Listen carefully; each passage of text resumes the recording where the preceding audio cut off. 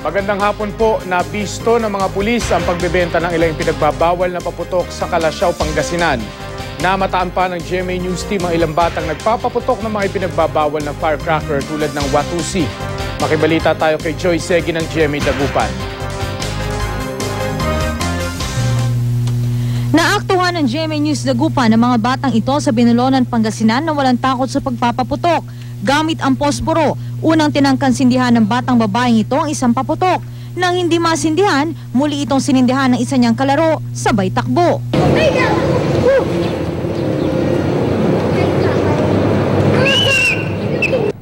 Ngayong bakasyon, pagpapaputok din ang pinagkakabalahan ng parehong 8 taong gulang na magkaibigang ito sa bayan ng Manawag. Paborito nilang sindihan ang mga nakakalasong Watusi na nabibili nila ng piso lang kada pakete. Nag-iingat din po. Paano klase pag-iingat? Parang ibaba na lang po. Ibaba na lang agad para hindi ka maputokan. Bakit gusto mo magpuputok? Masaya.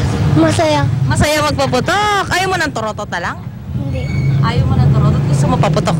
Hindi ka ba natatakot na maputulan ng daliri pag naputokan? Hindi po. Para hindi madisgrasya, pinagbawalan ng aming team ang mga batang nagpapaputok. Ipinagbabawal sa Pangasinan ang paggamit at pagbebenta sa mga minor de edad ng paputok na walang gabay ng kanilang mga magulang. Pangangalaga na po natin ng mga parents na we should take care of these children, na bantayan po natin sila na kung pwede, wag kong gagamit ng mga paputok, especially yung Watusi, yun po yung nagkukos ng poisoning. Sakaling hindi pa rin makaiwas sa disgrasya ng paputok at masugatan, importanteng mabilis itong mabigyan ng lunas. Sa tetanus nga, yung usual cause of death ng mga napaputukan is yung tetanus. Kaya pag napaputukan po, hugasan po mabuti ng sabon at tsaka tubig at pumunta po sa pinakamalapit na health center or hospital. Ininspeksyon naman ng Calasiao Police sa mga bentahan ng paputok sa plaza ng bayan. Nagbigay sila ng listahan ng mga paputok na ipinagbabawal. Ang isang tindahan na bistong nagbebenta ng iligal na giant whistle bomb. Kinumpiska ito ng pulisya. Alam po namin. Oo. Alam ko. Pero bakit naka-display pa rin? Hindi, kasi yung iba dito na naka-display, hindi ko alam na nakalagay ngayon dyan kasi yung nagtitinda dito yung pamangkin ng asawa ko. Nabisto naman ang nakasingit na mga ibinibentang bawal na paputok sa tindahang ito, kabilang ang big bawang at giant whistle bomb. Sinita rin ang lighter na nakalagay malabis sa mga paputok.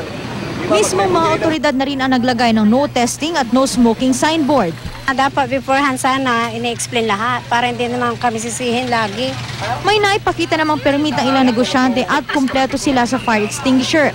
Pero may mga ibinibenta pa rin silang bawal na paputok gaya ng 5-star, Kwiton at pop-pop na pumuputok na parang pillbox.